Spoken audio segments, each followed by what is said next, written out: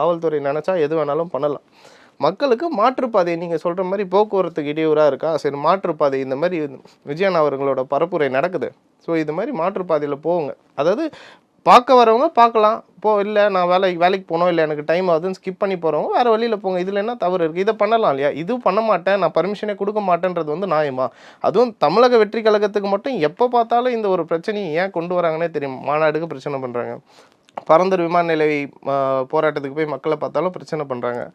இந்த பிரச்சனைகள்லாம் வரக்கூடாதுன்னு தான் தூய்மை பணியாளர்களை வந்து வீட்டில் கூப்பிட்டு பேசுகிற ஒரு நிலைமை ஆயிடுச்சு. அப்புறம் அதுக்கு என்ன சொல்கிறாங்க, ஒர்க் ஃப்ரம் ஹோம் பண்ணுறாரா, வீட்டில் கூப்பிட்டு வச்சு பேசுறது மரியாதையா அப்படின்னு சொல்லி கேட்குறாங்க. இப்படி பர்மிஷனே எதுக்கேத்தாலும் கொடுக்க மாட்டேன்னு சொல்கிறாங்கன்னா அண்ணன் ஒரு லீகலாக போகணுன்னு நினைக்கிறார்.